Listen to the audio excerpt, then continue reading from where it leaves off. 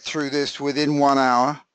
What you're seeing on the screen is the agenda that we set up for the second of these training sessions in this Rotary year, which is January the 28th. I'm going to skip the break, and maybe there'll be Q&A later on, but we're going to get through this, I think, in that time scale. So again, thank you all for taking the time out and joining this little conference, and we'll go on to the first slide. First of all, as many of you know, Rotary does love its little initials, so here's a few things we're going to be talking about. There are a couple of things which will be important to us to remember, which is DDF for one, which is District Designated Funds, and I will talk about those in more detail when we come across them. And I think the other thing you need to know is that at the end of this, I'm going to ask you each to sign a club memorandum of understanding, and again, I'll explain more about that as we get into it. So there is a committee which the district has created that deals with applications that come from you as individual clubs, and that committee consists now of the following people you see on the screen. Some of these have been on the committee for a number of years, others are relatively new, but we try to keep a core balance of experience and then bring in fresh talent. And the way the committee works is that they divide up into small groups and look at each of the applications, and at some point, if they pass muster, everybody gets to have a look and give a vote, a very democratic process, of whether this is worthy of getting some district designated funds to support your project. So in order to take part in either a global or a district grant, clubs have to be qualified, which is why we're going through this process.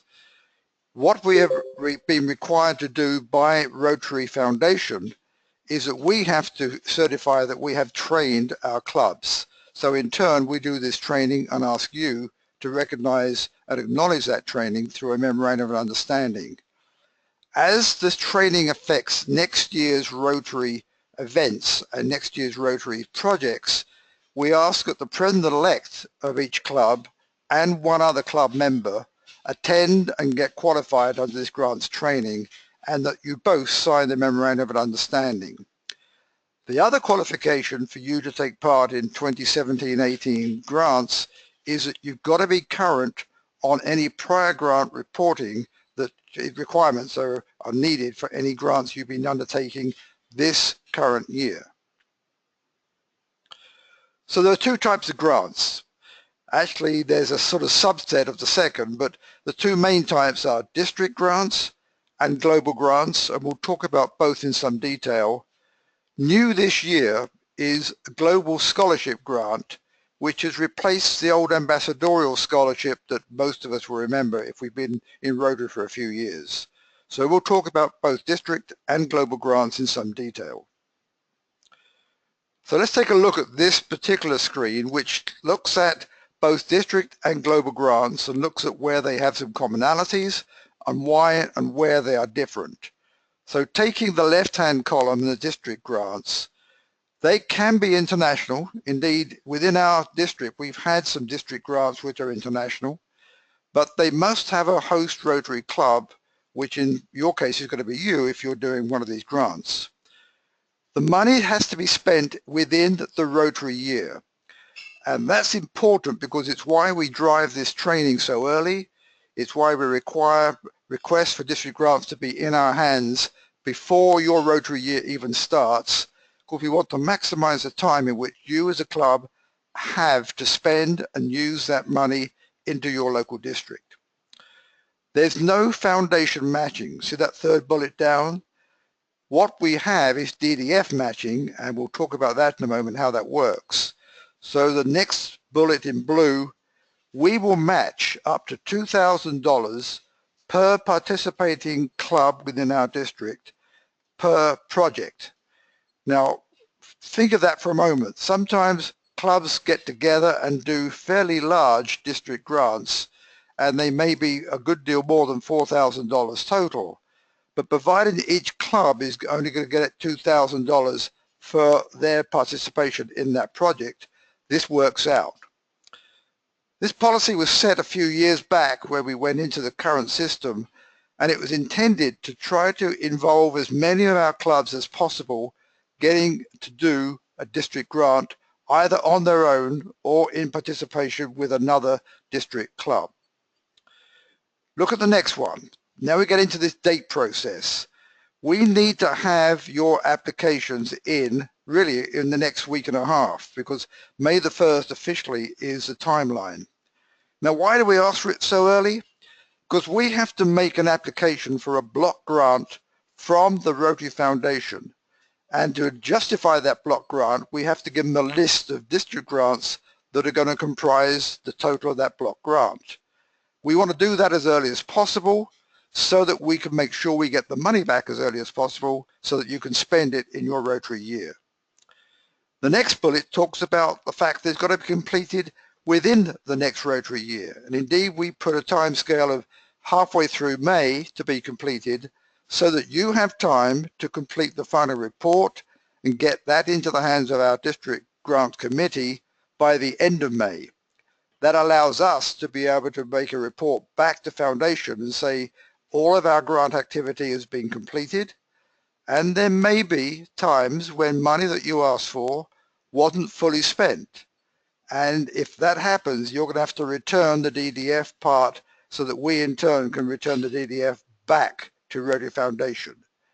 Our district doesn't lose it, it rolls over into the next year's DDF, District Designated Funds. So that's a quick overview of district grants. Now look on the right-hand side for global grants. There are a couple of characteristics that have to be present for a global grant to even get considered by the Foundation. One is it's got to support at least one of the 6 focus areas, and I'll show you some slides later on just to reinforce what those focus areas are. Secondly, it has to be international, which means that we're going to have a club in our district in our country linking up with a club in another district in another country. Interestingly, global grants can be multi-year projects. In fact, they often are, but you must report them every 12 months, and it's every 12 months from when the approval was given. Now, with a global grant, there is some matching funds come from the World Fund, and later in this little session, I'll describe where the World Fund comes from and how it matches up with DDF. There are a couple of other criteria. First of all, it has to be at least $30,000, and that is the total project amount has to be at least $30,000, and it cannot be more than $400,000.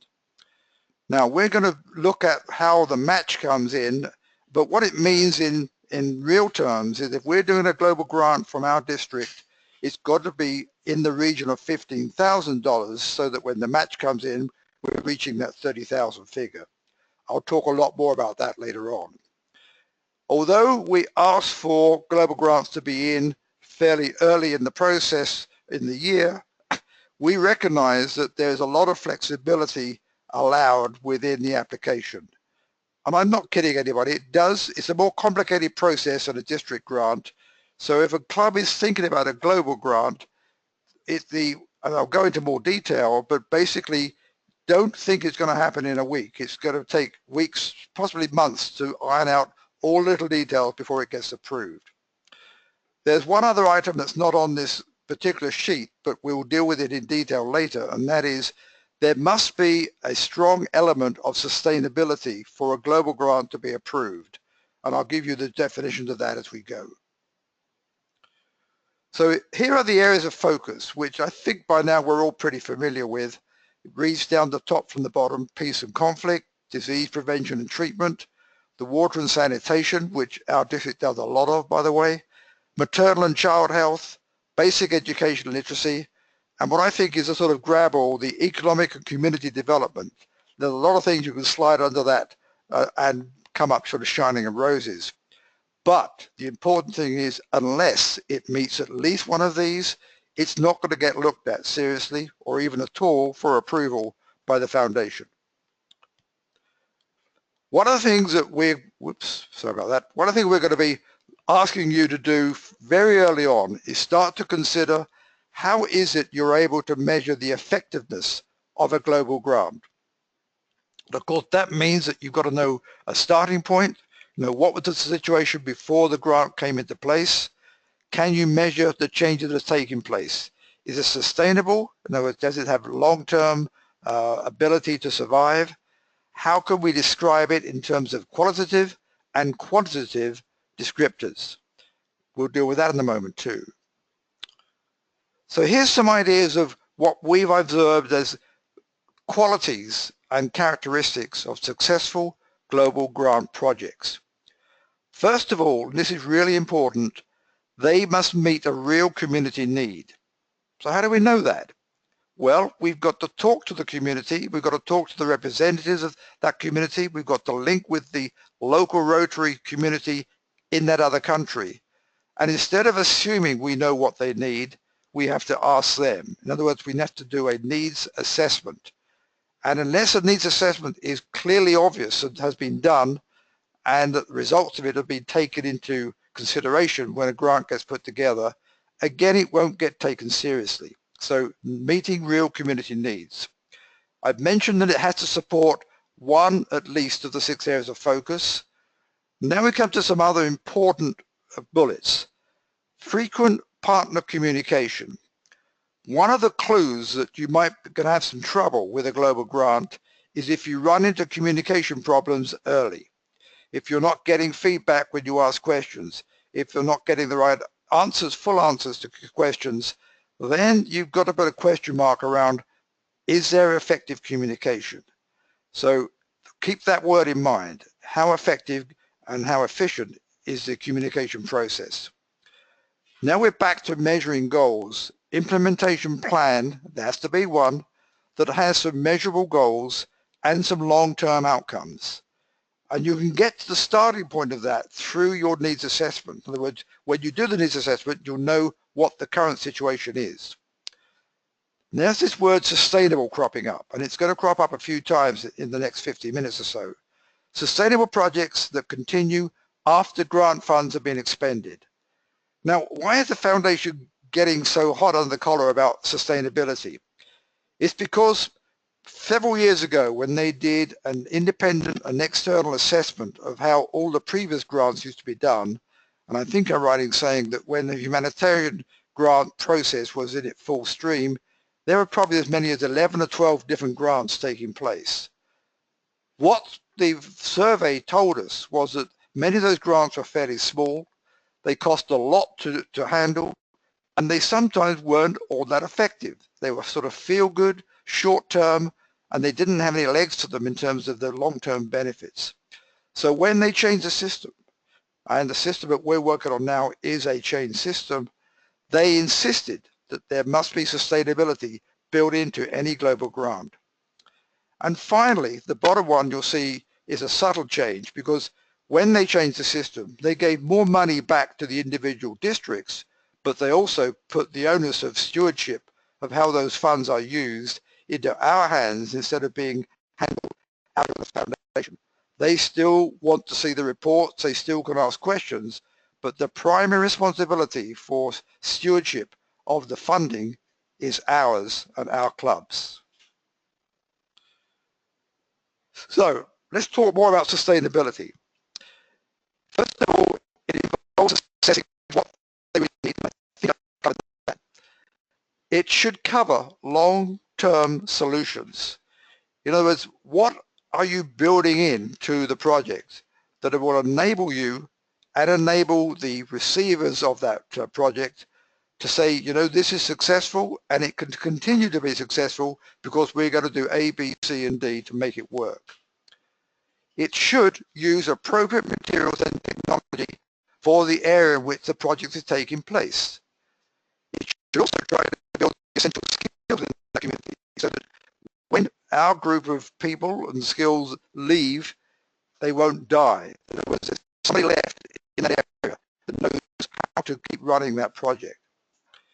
There should be reliable funding source for that future after the grant funding has ended. So we built something that has a motor to run it. Who's going to maintain the motor? Who provides the fuel to it? Who does the maintenance? And then lastly, which we've seen before, what measures can we build in to make sure that this project is and will continue to be successful over a long period.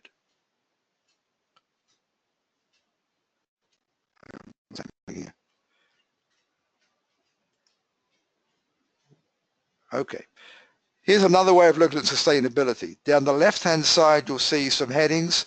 On the right-hand side, you'll see a little explanation of them. Community needs. Are we dealing with a needs assessment that's been handled locally? Has it got, is it viable? Can we check it? In other words, does it stand up on its own feet? Who are the local sponsors? What skills do they bring to the table? Materials and technology. How much of that can we source locally? Are they appropriate to what will have to be needed going forward? Funding. And here we're talking about the maintenance aspect. What sort of training and education are we providing? And what sort of motivation? You'll see when we get into the examples that I've assumed that most of the money going to come out of the parts of the world that have got it, like ourselves. We may be dealing with parts of the world that don't have a lot of money, but they've got skills, they've got sweat equity, but there should be something in there. There should be some skin in the game from the local club and the local community. How do you get that? How do you motivate it? And then finally, one way of looking at monitoring and goals is to think of SMART. Can the goals be specific, measurable, actionable, realistic, and timely? So let's talk about the global grant partners. I think you have picked up from the fact that we need to be working with another group of Rotarians in another part of the world is where do we find them? How do we find the Rotarians who might have identified a need in their local community? Well, there's several ways that happens, and I can vouch for the fact that as district governor, you get bombarded with ideas coming from other parts of the world saying, would you like to share in the project we have? But we're a bit unique. Well, that's a bad way of using English. We are unique in the sense that our district has a peace center right here. And the people that come to study peace and conflict resolution at Duke UNC must have come from another country. That puts them high on the list as being potential people who know where there's a need back in their own local area. And we've seen this happen, when they go off and do their mid-period training abroad, their applied field experience, they go to other countries and they often see a need that they can bring back to us. So that has proved to be a very valuable source of potential global grants for us. Having said all that, when you find a potential global grant, what is their interest in developing that partnership? Is the communication good? And there it is at the bottom. The key to success is good communication between partners. So, sorry about this. Back to the one that says key factors to consider. What sort of resources, what sort of skill level, how much knowledge is available both within your club and the partner club? Now, there may be things that are missing, but that doesn't mean to say that it's not going to work, because you can reach out and find other people with specific skills and bring them into the project. But there ought to be a base knowledge that will allow you to have some comfort level that this is going to work because people know what they're doing. Funding. I'll get into funding in more detail later, but essentially you as a club, if you're going to do a global grant, will need to provide some element of hard cash that goes towards the global grant. The district is going to help you. The district, in fact, is going to subsidize you quite heavily, but there needs to be some funding. And an important part of the global application, global grant application, is a detailed breakdown of where is the funding coming from. How much is hard cash from the clubs? How much is going to be matching funds from the district? How much will be matching funds coming from the World Fund out of Rotary Foundation itself? And then really building back on that resources line, what sort of cooperation with technical experts or other organizations might be relevant for the project that you have in mind? So there's a lot of printing on this page, and I apologize, but it essentially tries to capture something that I've been talking about, and I'll run through it pretty quickly. You've got to be qualified. You've got to be current on your reporting requirements. What you do initially is complete in a draft form an application which you can get off our district website and send it into our grants committee saying, look, we are thinking about doing a global grant and here's a quick overview of what it would look like.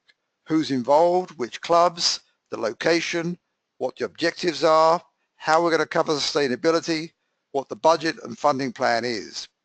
Our grants committee will give that a good long look and say, you know, this has real possibilities, but you may want to think about this aspect and that aspect and help you as you develop that draft into an actual application. The fourth bullet talks about how that district grants committee chair, which is Mary Cam, will get back to you as a club and say, you know, this looks like it's a goer. You need now to submit it to the foundation. Now this I want to stress and stress hard. The moment that the application gets submitted electronically to the foundation, the global, the grants committee at our district goes out of the picture. It's not a three-way process. It's a two negotiation process between the Rotary Foundation and you as a club, which is why it's important to get as many of the loose ends sorted out before you ever submit it to the foundation. Now the foundation, fifth bullet down, reviews, approves or denies or gets back to you to clarify what is going on around that global application. And the communication, as I've stressed, is between you, the club, and the foundation. There's no specific involvement with our grants committee at that point. What you need to know is that there are two sets of people at the foundation who will look at your application. One would be someone that has expertise in the area of the focus that you are trying to attempt to address with your grant. In other words, they might know a lot about maternal health or water and sanitation. The other will be someone that knows a lot about the district and the area, the global area in which you're trying to do the grant. So they'll know some of the peculiarities and specialties of what happens in another part of the world. Between them, they will come up with questions for clarification, and hopefully at some point they will approve. Once approved, then the DDF gets released by our district, and that takes the requirement of the approval of the district governor and the district Rotary Foundation chair. So the bottom talks about how flexible the timing can be, submitted through the Rotary year. You've got to, says here July 17th, try the 1st rather than 2017, through 2018. Look at the blueprint, or until the 7010's DDF has been expended, whichever is sooner. Now, I've got to be honest with you, we've got 4 applications already in hand for next year. Not all of them will necessarily get approved. So it doesn't mean to say that the door is locked and nothing else can come in, but it does mean that some people have got ahead of themselves pretty quickly and say, we have this in mind for a global grant. So if you're thinking about doing one, don't delay, start the process. I've just brought up the grant areas of focus again, although we've covered them once. Okay, this is fairly new. In fact, it's very new, and if I struggle a bit, it's because this is a change in policy that came down the pike at us a couple of months ago. For a long time, and anybody who's been used to the old grant process will know that one of the bugbears was they will allow grants for all sorts of nice things like machinery and equipment, but they didn't allow bricks and mortar to be part of what was funded. They've changed their minds somewhat. They're going to try a pilot program to see whether we can get a little bit looser on that. So let me read this carefully. For the next 3 years, starting this January, clubs and districts will be allowed to use global grants for the construction of low-cost shelters and simple schools under a change approved by the Foundation trustees in September. However, the construction must be part of a comprehensive project related to an area of focus, so they haven't given up on that concept. Construction by itself will not be eligible for global grants. So put those two together, They will now allow some of the money to be spent on construction, but not all of it. So the third bullet, low-cost shelter guidelines and application appendix are available, and indeed they are on the Foundation website. And the information for simple schools will be available soon. I'm not sure I've seen that come in yet, but I will hope that it will get there at some point. And they include a website that you can go to get further information. So this is brand new, guys, and it's going to be tried for 3 years. And based on that, it'll either become a permanent process or they'll withdraw the option. So now we're back to timescale again and how this works. Once the clubs have been notified that their project has been approved, they can go, that is approved by our grants committee locally. You submit electronically, and there's the website, www.rotary.org/myrotary. Our grants committee gets the authorizations of the district governor and the foundation chair. When every authorization is complete, then it gets automatically submitted to the foundation, and then they do their motion, go through and ask questions and approve. And you'll see in red what I've already emphasized a couple of minutes ago. Once this process gets into the hands of TR, the foundation, we as the grants committee are not directly involved. Okay, now the bottom line, and we start to talk about some money. Once it's been approved by the Rotary Foundation, their DDF match is released, and they will match 100% for the DDF that the district has put up. And if the club has to put extra cash in over and above the DDF amount, they will match it 50 cents in the dollar. And I'm going to give some examples as we get through here of how that works. So I mentioned already the minimum global grant is 30,000. And in order to keep the funds flowing, now we've got fairly subtle here. We want to keep building our annual fund, the full name of which is Annual Fund Share, so that we can have more and more money available to use as DDF in future years. So we're going to incentivize you as a club. If you're doing a global grant, instead of you being asked to put up $15,000, if that was the amount required to get a complete match, we're going to put the $15,000 in from DDF and only ask you to pay in $8,571, but that must be paid in to the current year's annual fund share. So let me give a little sidebar here for a moment. Annual fund may be a concept that's fairly familiar. The full name Annual Fund Share may not be so familiar, but let me explain why it's so described.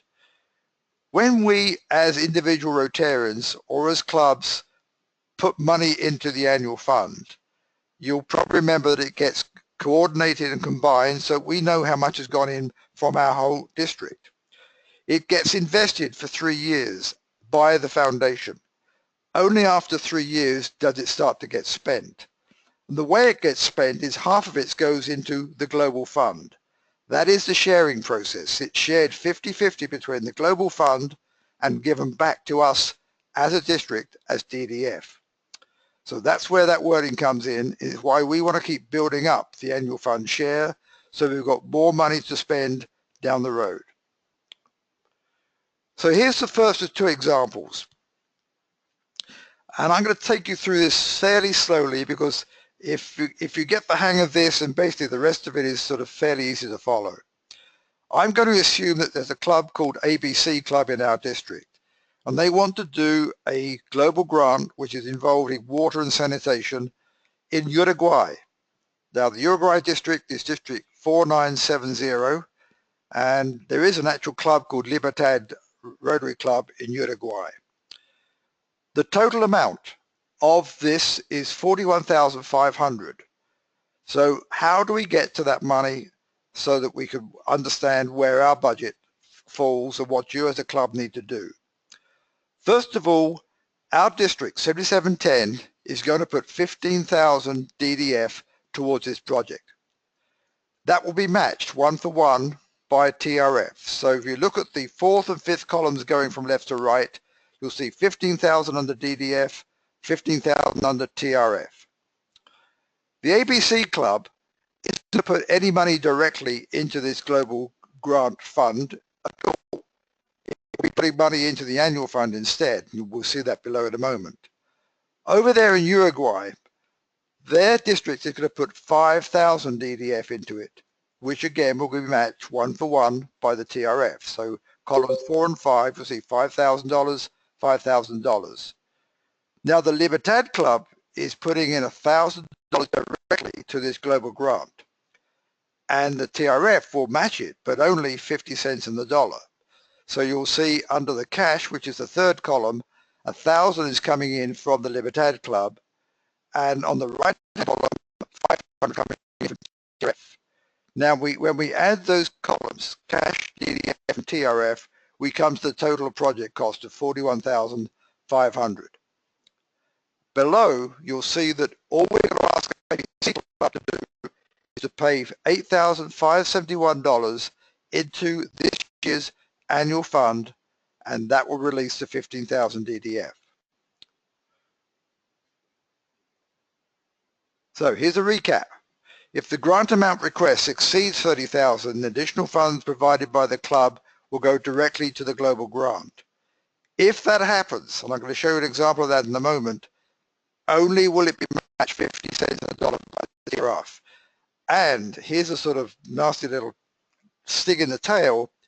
As of this year, in order for the TRF to be able to cover what is in effect an administration cost of running the whole process, they're going to ask you to incur, well, no, ask is the wrong word, they're going to make you incur a 5% administration charge on that additional funds that you paid in to the global grant. And I'm going to show an example of that right now. Here. Oh, here we go. Okay, we're on.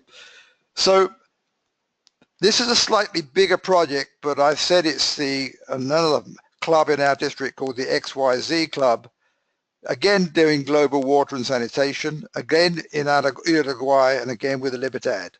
But this time it's a slightly more costly project. Total cost $53,750. So let's look at the process here.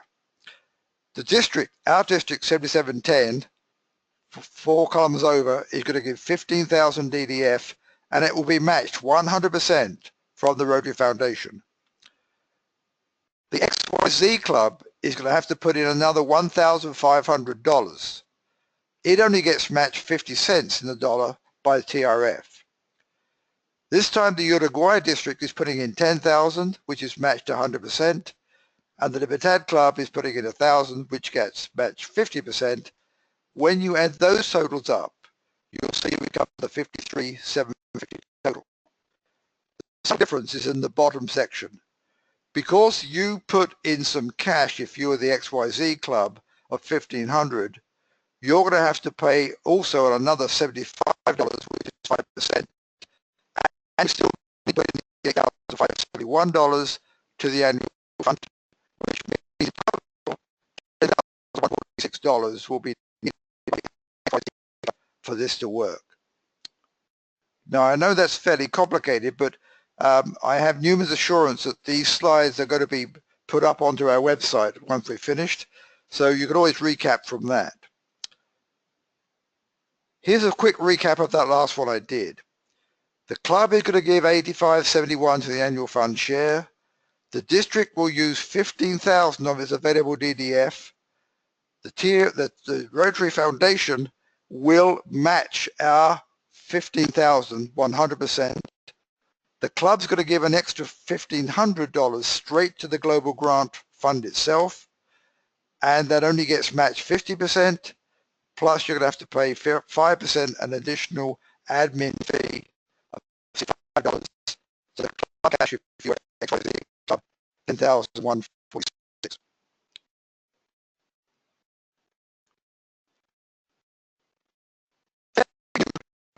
Next slide I'm going to talk about, it's jumping around on me, the life cycle, no, the one before that I think. All right. That's the one I want. Thank you. So we're talking about global scholarships.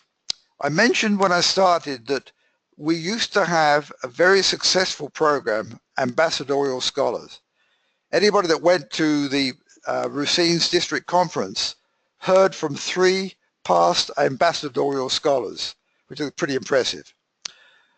What's been replaced is what's called a global scholarship, and it's a pretty attractive and pretty generous process.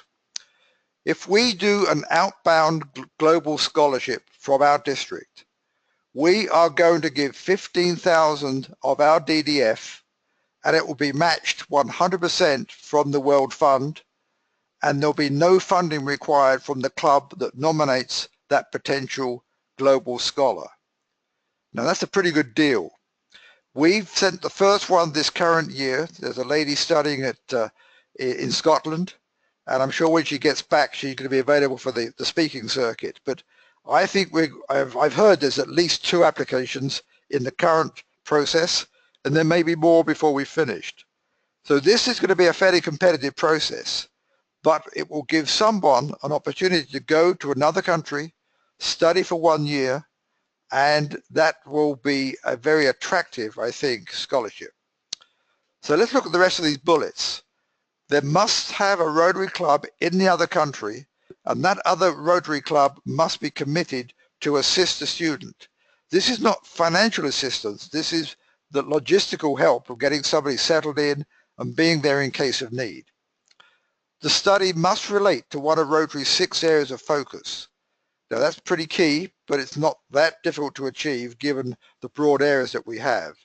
And finally, if you go to that website of www.rotary.org, My Rotary, EN, Documents, and then the rest of it, you will find how that process works.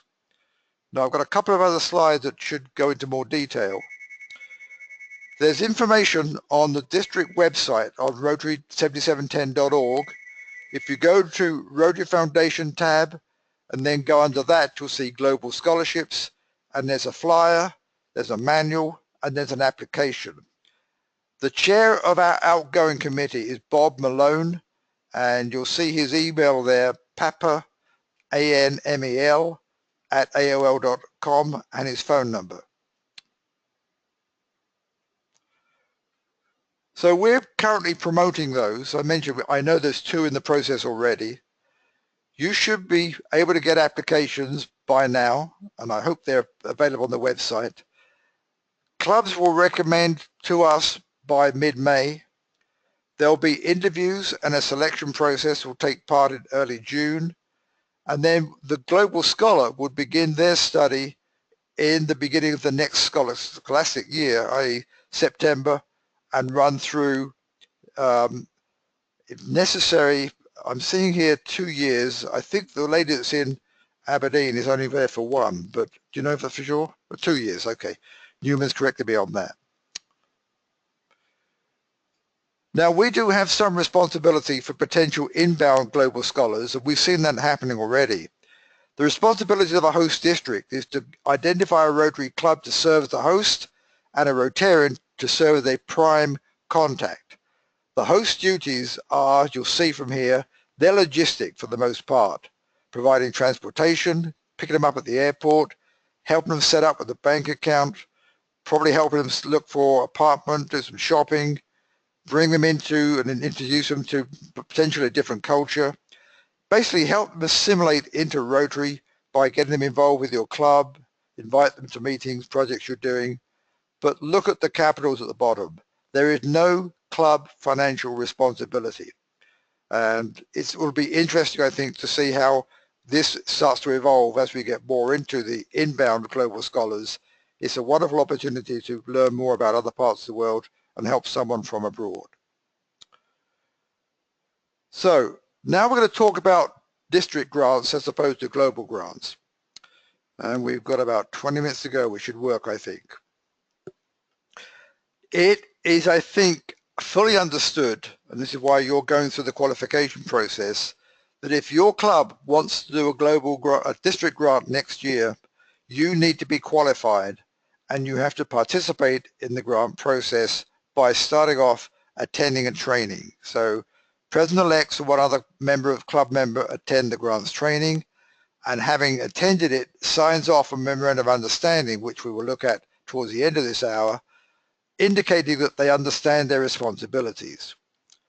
A club has got to be current on their reporting requirements, and that won't be any strange news to clubs that are currently doing district grants, because now is the time when they have to start to set in their reports, and Mary Cam gets on their case if they don't, because we need to be complete with our reporting as a district so that we can take part in next year's district grants. So you want to do one next year? Well, complete a district grant application that you can find on the District 7710's website.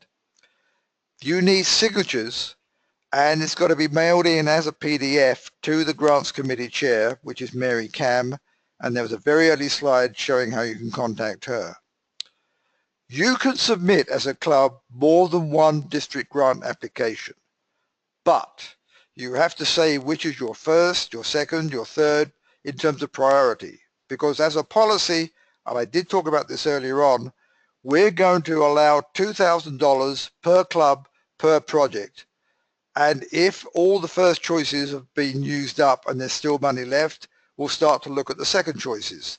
But our prime project is to involve as many of our 46 clubs as possible to do a district grant, either as the originator of that grant or as another club that's participating by providing both money and expertise and sweat labor. So what the Grants Committee needs to do... Hey, Barry? Yes, a question. Yep. Hey, yeah, Tony Hobb here, Southwest Durham. Hey, Tony. Question, how are you, sir? I'm fine. Good.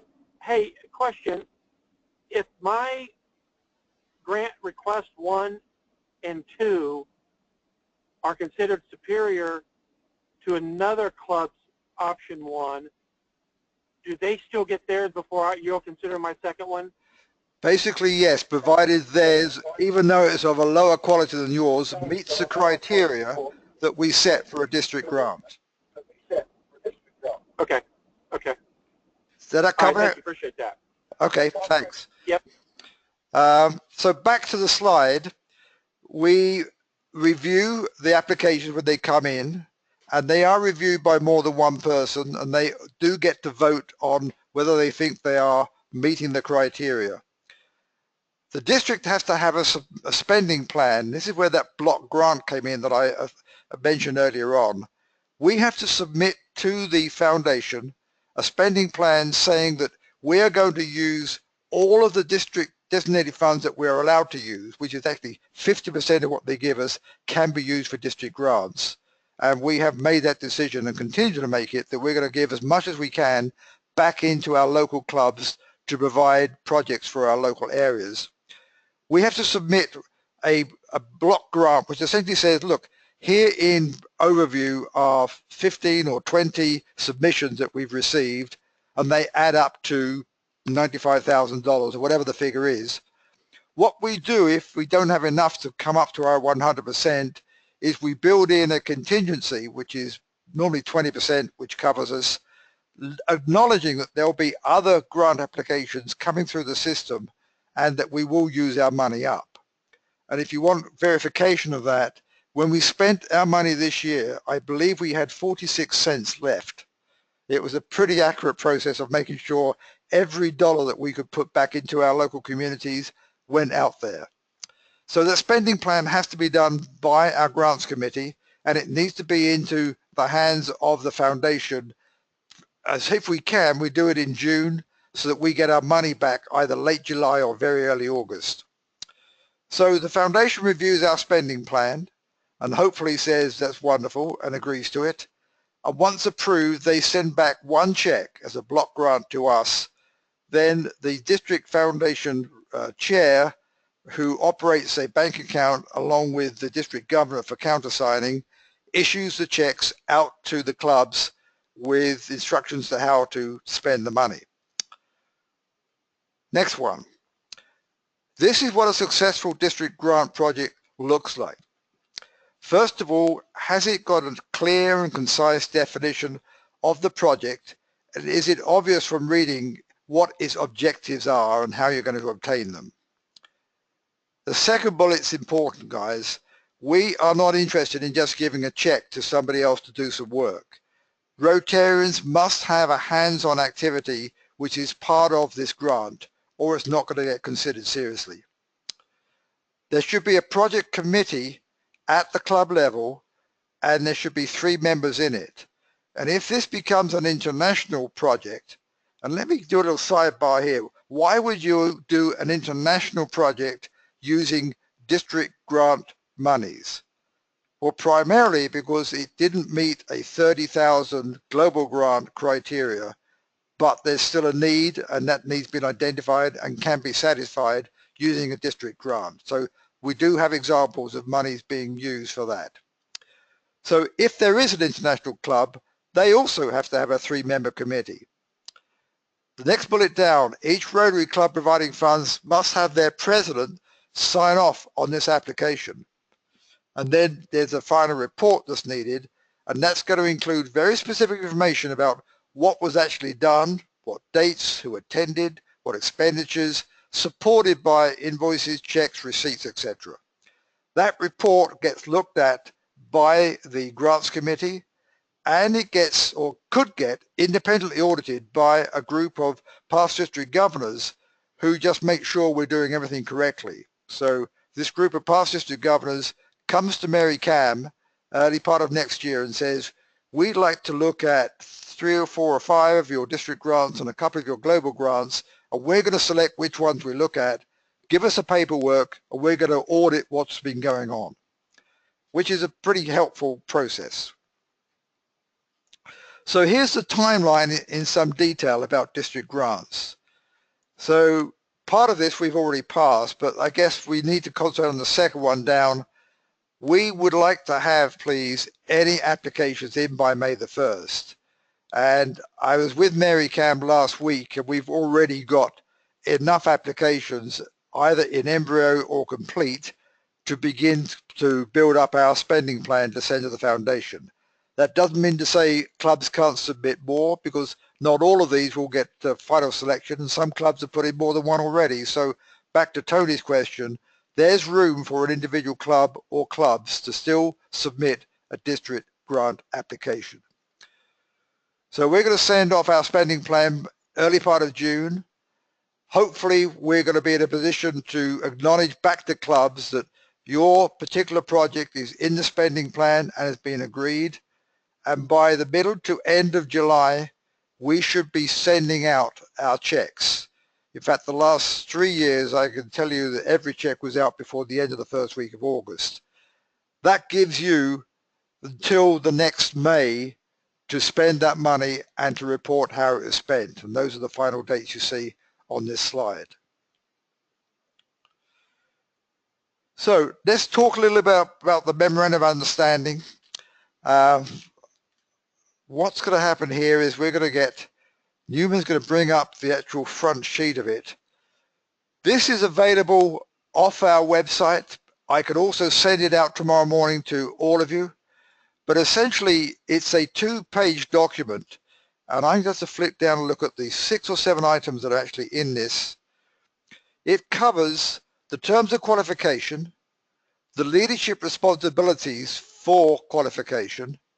It describes in quite a lot of detail as to how the finances are going to be managed, and that involves having separate accounts at the club level and not mingling those with other club events and monies that pass through. It talks about retaining documents. It talks about how those documents have to support the final report. And it talks about, and hopefully this never happens, but the number 6 item is what happens if we have to try to deal with any misuse of grant funds. And I'm happy to say in the 3 years I've been doing this, that hasn't happened yet, and let's make sure it doesn't. But this is a pretty comprehensive document. Now, we didn't design it. This is almost a mirror image of what we have to sign off and say to Foundation, this is what we're doing as a district. So if you look at the bottom of the first page, it says 2014. We haven't had to change this because it was pretty well designed by my predecessor. So let's look at one section here that I think we need to concentrate in just a moment. Financial management. The club must maintain a bank account to be used only for the Foundation Global Grant Funds. Now, it says global growth fund. I would advocate that it probably makes sense to keep a separate account even if you're doing a district grant. But the essence here is, can we make sure that the funds that are being provided both by the foundation and by the district don't get used for anything other than the grant to which they're supposed to be applied? There are some qualifications here. The account should be low or non-interest bearing.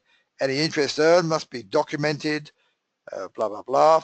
What that requires is it's leading up to, at the end of the project activity, you're going to have to justify every dollar that was spent or every dollar that was received.